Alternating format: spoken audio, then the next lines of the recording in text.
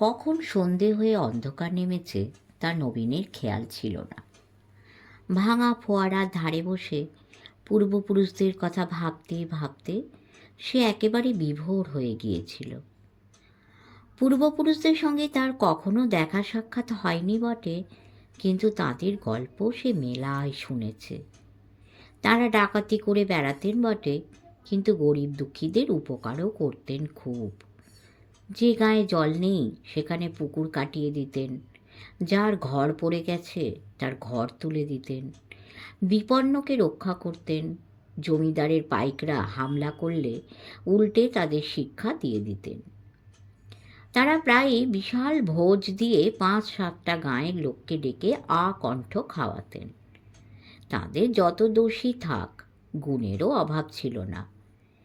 তার এক পূর্বপুরুষ এক ডুবে নদী পারাপার করতে পারতেন, আর একজন এমন লাঠি ঘোরাতেন যে বন্দুকের গুলি অবধি গায়ে লাগত না। আরেকজন কুস্তিতে ভারত বিখ্যাত ছিলেন। ভাবতে ভাবতে নবীন এমন বিভোর হয়ে গিয়েছিল যে মশার কামড় অবধি টের পাচ্ছিল না। হঠাৎ বাতাসে একটা গুনগুন ধ্বনির মতো কি একটা শোনা গেল। নবীন চোখ বুজেছিল। কে যেন বলল, তাকাও তাকাও, ওপরে নিচে ডাইনে বাঁয়ে সামনে পিছনে। নবীন চমকে উঠল। কে? না, কেউ নেই। মহাদেব এসে ডাকল, কি গো দাদাবাবু, আজ কি বাগানেই রাতটা কাটাবে নাকি? ঠান্ডা পড়ছে না? এই শীতে এখানে বসে কোন খোয়াব দেখছো শুনি? পিসি ঠাকুরুনকে ডেকে ডেকে হয়রান। নবীন তাড়াতাড়ি মহাদেবের হাত চেপে ধরে বলল, মহাদেবদা, আমি এইমাত্র কার যেন কথা শুনলাম। এ তোমার মাথাটায় গেছে, ওটো তো, ঘরে চলো। নবীন উঠল। তার মনে হচ্ছিল সে ভুল শোনেনি। পাতাল ঘরেও আজ সে কার যেন গলা শুনতে পেয়েছে। কি যেন বলছিল, ওভাবে নয়। নবীন ঘরে এসে গরম চাদরটা গায়ে দিয়ে বেরিয়ে পড়ল। এ সময়টায় সে লাইব্রেরিতে গিয়ে বইপত্র ঘাটাঘাটি করে। রাস্তায় পা দিতেই একটা ধাক্কা খেয়ে পড়ে গেল নবীন, একেবারে পপাত ধরণী তলে। টের পেল তার সঙ্গে সঙ্গে আরও দুটি প্রাণী তারই মতো ছিটকে পড়ে গেছে মাটিতে। নবীন তাড়াতাড়ি উঠে দুজনকে তুলে ধরল। দেখল সদাশিববাবুর নাতি আর নাতনি, বিলু আর অনু। দুজনেরই অবস্থা কাহিল। শীতে এবং ভয়ে দুজনেই কাঁপছে থরথর করে। অনু, বিলু, তোমাদের কি হয়েছে? কোথা থেকে ছুটে আসছো? বিলু বলল, বাঘ। বাঘ? এখানে বাঘ কোথায়? কি হয়েছে বলো তো? তার আগে এসো, ঘরে বসবে। আগে একটু বিশ্রাম নাও, তারপর কথা। অনু মাথা নেড়ে বলল, অত সময় নেই। সিদ্ধিনাথকে কে যেন জঙ্গলের মধ্যে মাথায় ডান্ডা মেরে ফেলে রেখে গেছে। তাকে এখনই হাসপাতালে দিতে হবে। এই কথায় নবীন ভারী চমকে উঠল। সিদ্ধিনাথকে কে মারবে? সাতে নেই, পাঁচে নেই। নবীন বলল, চলো তোমাদের বাড়ি অবধি এগিয়ে দিয়ে আসি। লোকজন নিয়ে আমিই যাচ্ছি জঙ্গলে। কোথায় ঘটনাটা ঘটেছে বলো তো? কালীবাড়িতে, ভুজঙ্গদা পাহারা দিচ্ছে। অনু আর বিলুকে তাদের বাড়ির ফটক অবধি এগিয়ে দিল নবীন। তারপর লোকজন নিয়ে রওনা হলো।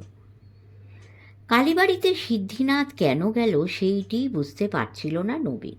ওদিকে সচরাচর কেটের হাটের লোকেরা যায় না।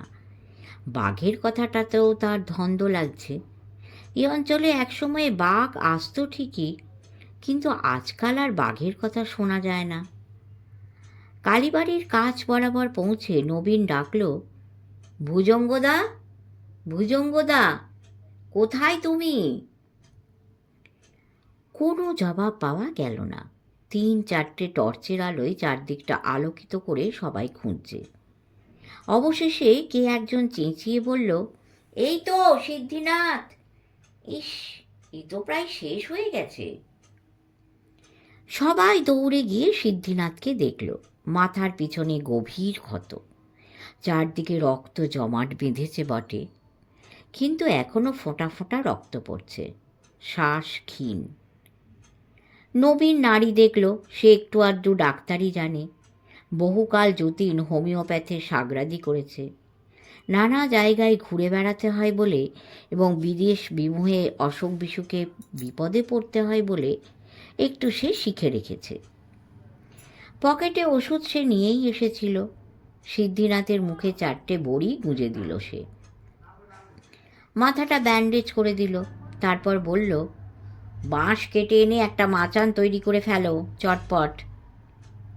চারদিকে মেলা বাঁশ গাছ, মাচান তৈরি হতে কয়েক মিনিট লাগবে। নবীন নাড়ি ধরে বসে রইল।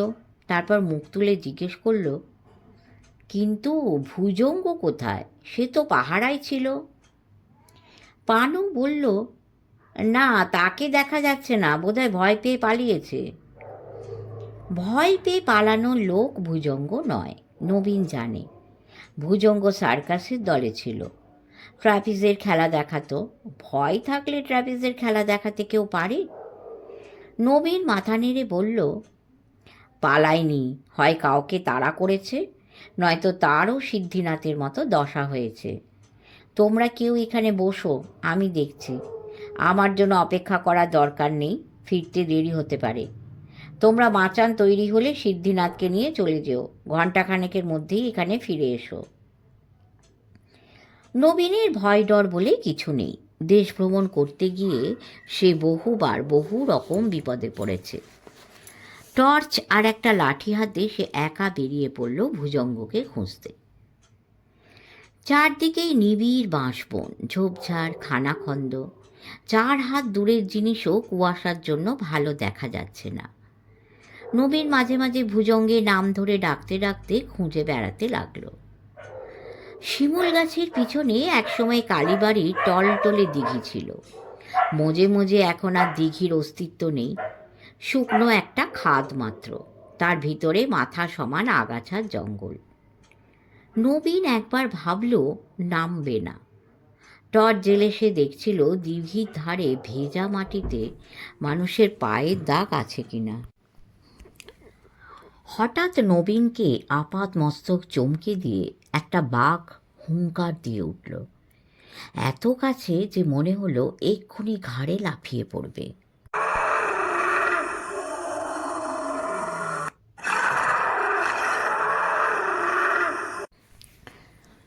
নবীন প্রথমটায় কেমন বিহ্বল হয়ে গেলেও কয়েক সেকেন্ডের মধ্যে সামনে নিল।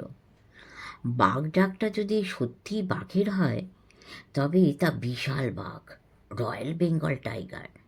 আর না হলে কেউ বাঘের গলা নকল করে ডাকছে। দ্বিতীয় সন্দেহটাই নবীনের দৃঢ় মূল হলো, সিদ্ধিনাথকে যে কে বা কারা মেরেছে, তাদের মধ্যেই কেউ নয় তো। নবীন টর্চটা নিভিয়ে দিল। বাঘের ডাকটা শোনা গেছে পেছন থেকে, সুতরাং সামনে এগোতে বাধা নেই। সামনে খাদ। গুঁড়ি বেড়ে নবীন খাদের মধ্যে আগাছা জঙ্গলে নেমে গেল।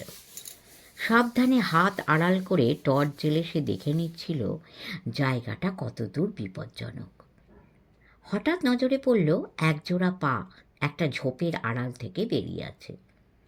নবীন এগিয়ে গেল, টর্চ জেলে দেখল ভুজঙ্গ দায়।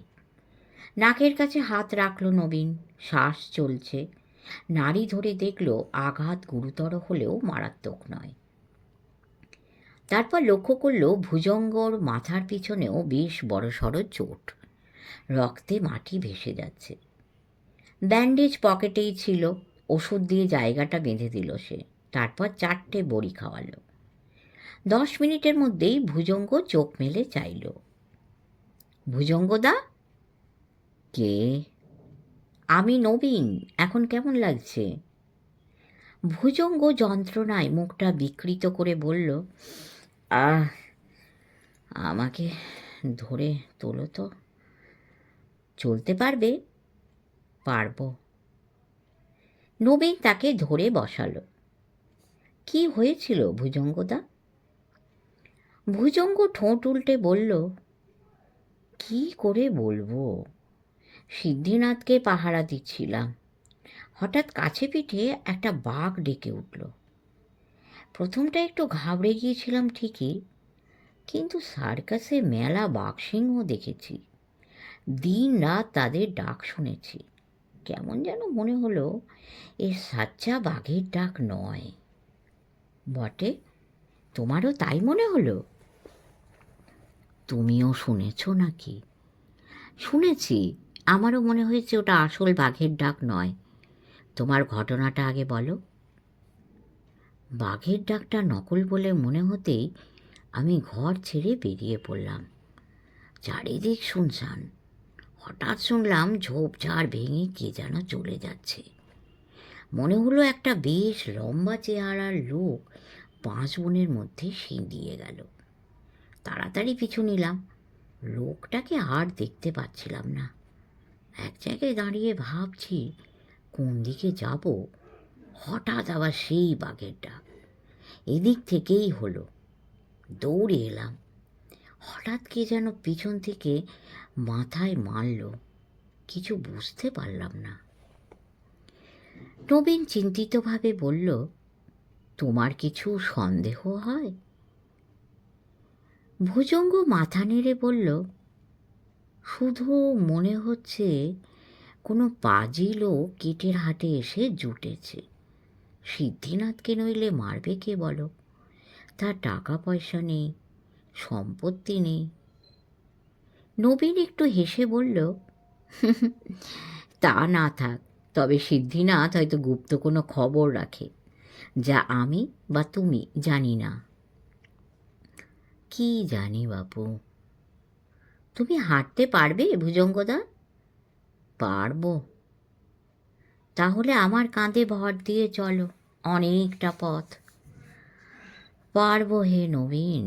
ভুজঙ্গ সার্কাসে খেলা দেখাতো, সে ফুলের ঘায়ে মূর্ছা যায় না। দুজনে এগোতে লাগলো। ভোর রাতে সিদ্ধিনাথের খুব জ্বর এলো। সে ভুল বকতে শুরু করলো। হেলথ সেন্টারে চিকিৎসার ব্যবস্থা খুব ভালো নয়, তবে ডাক্তার লোক ভালো। নিজের ঘর থেকে ওষুধপত্র এনে দিলেন।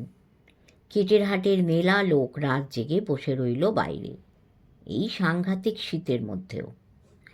ভোরবেলা ডাক্তার এসে নবীনকে বললেন, সিদ্ধিনাথের অবস্থা ভালো নয়, বিকালের মধ্যে সে কিছু বলছে, কথাগুলো আপনি এসে একটু শুনুন।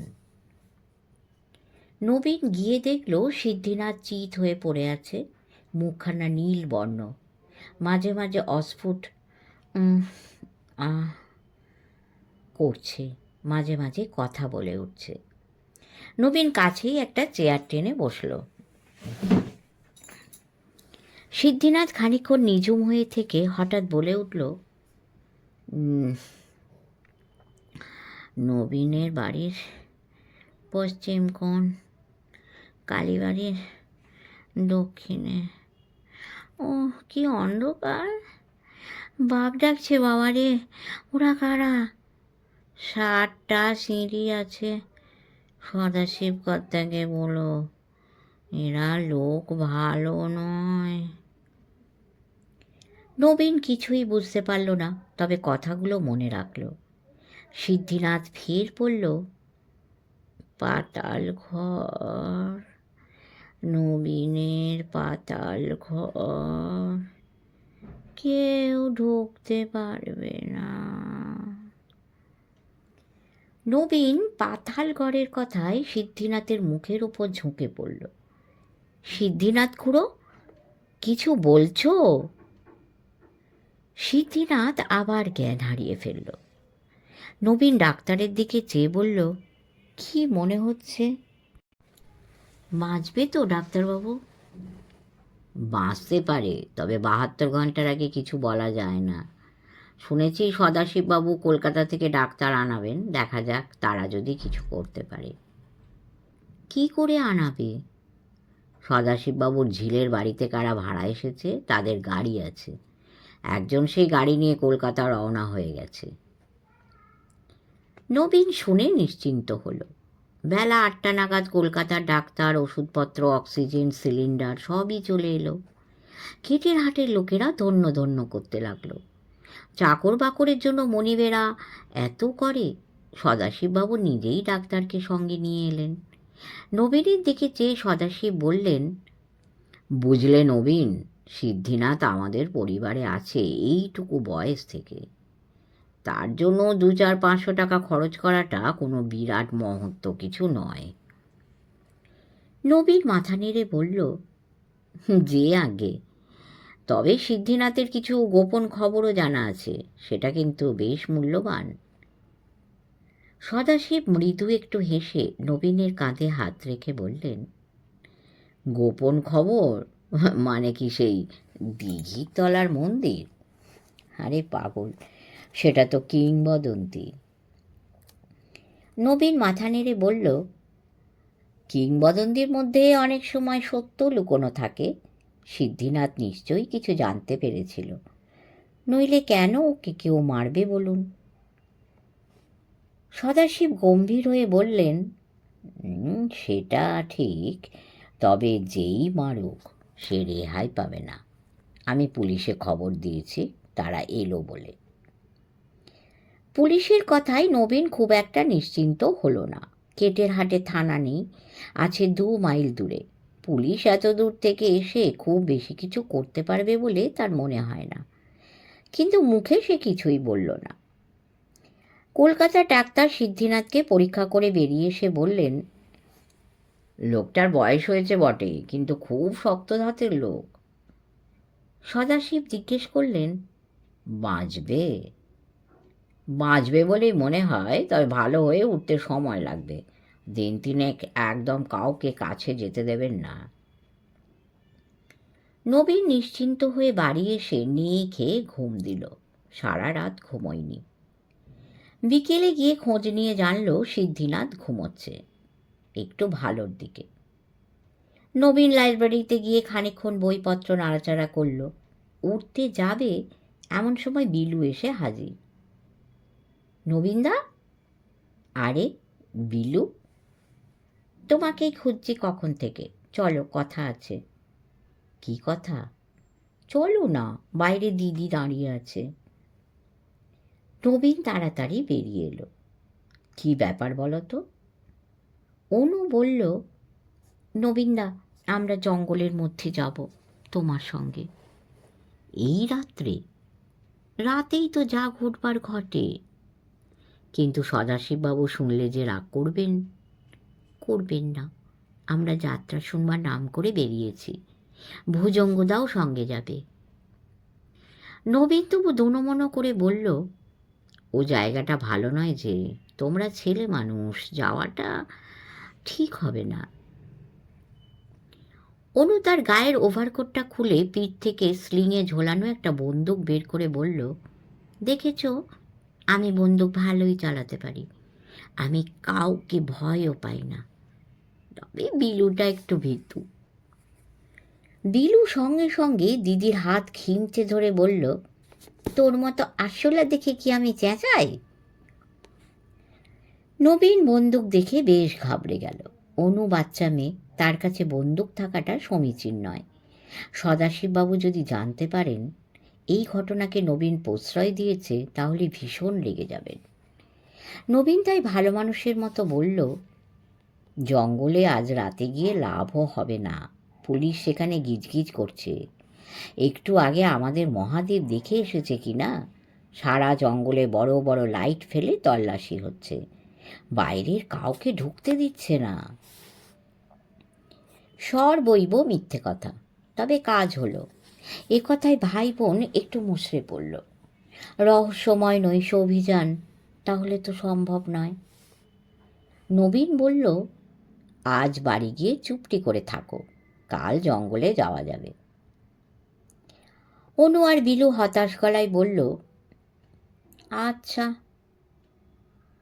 নবীন দুজনকে বাড়ির পথে খানিক দূর এগিয়ে দিয়ে বাড়ি ফিরে এলো। নবীনের মাথাটা বড্ড এলোমেলো।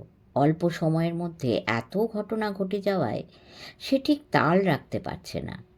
কিন্তু কেটের হাটে নিস্তরঙ্গ জীবনে যে হঠাৎ একটা বড় রকমের ঘটনা ঘটতে চলেছে তার আভাস পাওয়া যাচ্ছে। নবীন তাদের এগিয়ে দিয়ে ফিরে যাওয়ার পরই বিলু আর অনু দাঁড়িয়ে পড়ল। অনু বলল, দেখ বিলু, আমার মনে হলো নবীনদা আমাদের ভাগিয়ে দেওয়ার জন্যই পুলিশের কথাটা বানিয়ে বলল। আমারও ঠিক তাই মনে হচ্ছে রে দিদি, বড়রা তো এরকমই হয়, ছোটদের পাত্তা দিতে চায় না। তাহলে আমাদের কি করা উচিত? নবীনদাকে বাদ দিয়েই যাব কিনা ভাবছি, শুধু ভুজঙ্গদা সঙ্গে থাকবে। বিলু মাথা নেড়ে বলল, ভুজঙ্গদা রাজি হয়েছে বটে, কিন্তু শেষ অবধি ভুজুং বাজাং দিয়ে যাওয়া আটকে দেবে। অনু একটু ভেবে নিয়ে বলল, ঠিকই বলেছিস। ভুজঙ্গদা কেমন যেন আচ্ছা আচ্ছা হবে হবে বলে এড়ানোর চেষ্টা করছিল। তাহলে কি করা উচিত? তুই আর আমি মিলেই যাই, চল। তোর ভয় করবে না তো? না, আমাদের তো বন্দুক আছে, ভয় কি? অনু রাস্তাটা ভালো করে দেখে নিল, কেউ নেই। কেটের হাটে এমনিতেই লোকজন কম, তার ওপর এবারকার সাংঘাতিক শীতে বিকেলের পর আর রাস্তাঘাটে বিশেষ লোক থাকে না। অনু বলল, তাহলে চল। দুই ভাই বোন অতি দ্রুত আবার উল্টো দিকে হাঁটতে লাগলো। একটু বাদেই ঝিলের ধার ঘেঁষে তারা জঙ্গলের পথে পা দিল। দিদি, বাঘটা তো আসল বাঘ নয় না? না। ঠিক তো, তাই তো ভুজঙ্গদা বলছে। ভুজঙ্গদা সার্কাসে ছিল, বাঘের ডাক ভালোই চেনে। তোর কি ভয় করছে? না তো, ভয় কি, বন্দুক আছে না? অনু একটু হেসে বিলুর হাতটা চেপে ধরে বলল, বাঘ হলেই বা কি, আমি ভয় পাই না। আমিও না। জঙ্গলের মধ্যে নিবিড় অন্ধকার। ঢুকবার আগে দুজনে একটু দাঁড়ালো, পরস্পরের দিকে একটু তাকালো, তারপর দুজনে দুজনের হাত ধরে ঘেঁষাঘেঁষি হয়ে জঙ্গলের ভিতরে ঢুকল। প্রথমটায় পথ দেখা যাচ্ছিল না, মাঝে মাঝে টর্চ জ্বালতে হচ্ছিল। অনু বলল, টর্চ জ্বালাটা ভালো হচ্ছে না, যদি পাজি লোক কেউ থেকে থাকে এখানে তবে সে টের পেয়ে যাবে। অন্ধকারে কি করে হাঁটবি? একটু দাঁড়িয়ে থাকলে ধীরে ধীরে চোখে অন্ধকারটা সয়ে যাবে। দুজনে কিছুক্ষণ দাঁড়িয়ে রইল চুপচাপ। ক্রমে ক্রমে চারিদিককার নিবিড় জঙ্গল তাদের চোখে আবছা ফুটে উঠতে লাগলো। এবার চল। অনু আর বিলু এগোতে লাগলো। হঠাৎ বিলু চাপা গলায় বলল, দিদি। কি রে? কিছু দেখলি? না তো, তুই দেখলি? বাঁশবনের মধ্যে একটা ছায়া সরে গেল যেন। ও কিছু নয়, শেয়াল। মুখে শেয়াল বললেও অনু চারদিকে একবার চোখ বুলিয়ে নিল। কি তারা খুঁজতে বা জানতে এসেছে তা তারা নিজেরাও ভালো জানে না। অনু ভাইয়ের হাতটা শক্ত করে চেপে ধরে ফিসফিস করে বলল, কালীবাড়ি আর বেশি দূরে নয়, সাবধানে আয়, কোনো শব্দ করিস না। আরও মিনিট কয়েক নিঃশব্দে হাঁটার পর অনু বলল, দাঁড়া। কেন রে দিদি? মনে হচ্ছে অন্ধকারে রাস্তা হারিয়ে ফেলেছি। তাহলে কি হবে? ভয় পাস না, বিপদে ভয় পেলে বিপদ আরও বাড়ে। চল এগোই, রাস্তা ঠিক পেয়ে যাব। অনু তার কবজির ঘড়িটা দেখল, উজ্জ্বল ডায়াল। অন্ধকারে সময় বুঝতে অসুবিধে নেই। রাত মোটে 8:45 বাজে, কিন্তু জঙ্গলের মধ্যে মনে হচ্ছে নিশূত রাত।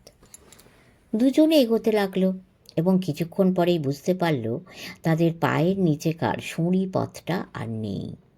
তারা ঝোপঝাড়ের মধ্যে বিপথে এসে পড়েছে।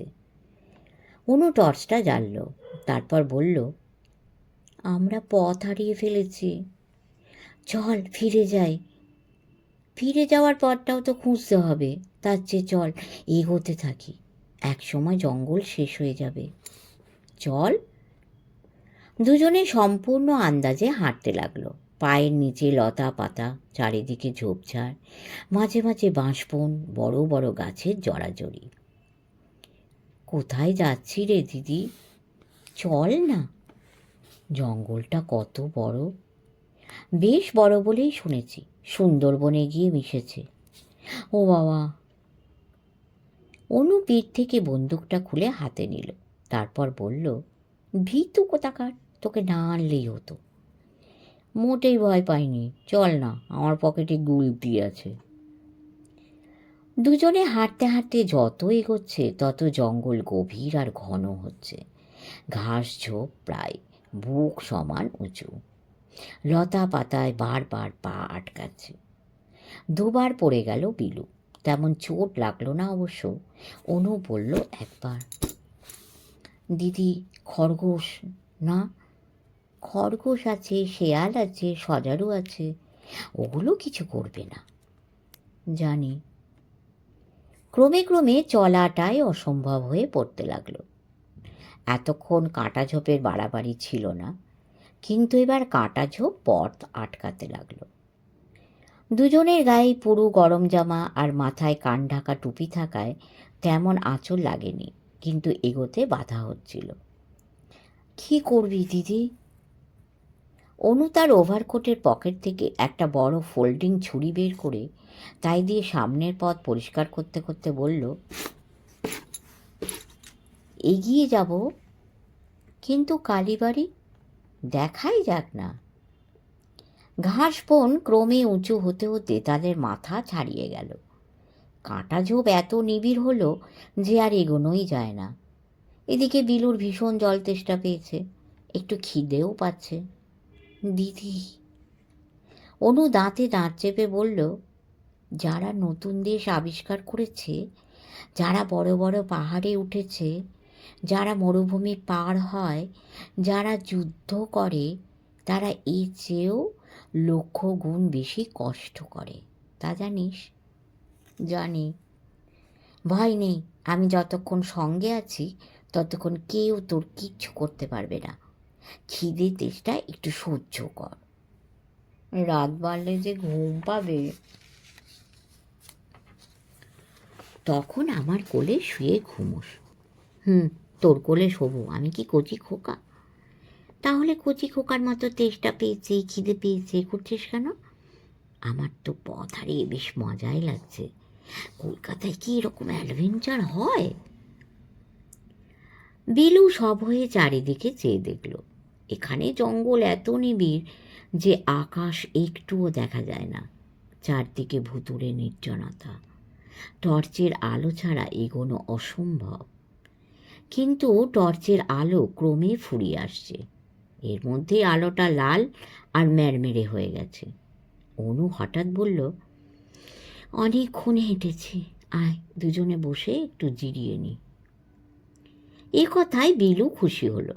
তার আর এই দুর্ভেদ্য জঙ্গলে হাঁটতে ইচ্ছেই করছিল না। অন্ধকারে সে টের পাচ্ছিল হাতের দস্তানা ছিঁড়ে গেছে কাঁটায়, আঙুলও ছড়ে গিয়ে জ্বালা করছে, গায়ে আঁচড় লেগেছে। কোথায় বসবি? ওই যে গাছটা দেখা যাচ্ছে, আয় ওর তলায় বসি। মস্ত গাছ। টর্চের আলো ফেলে অনু দেখল বট গাছ। চারদিকে অজস্র ঝুড়ি নেমে গাছটা নিজেই জঙ্গল হয়ে আছে। দুজনে ধীরে ধীরে গাছটার কাছে এগোতে লাগলো। আশ্চর্যের বিষয়, গাছটার চারধারে ঝোপঝাড় বিশেষ নেই।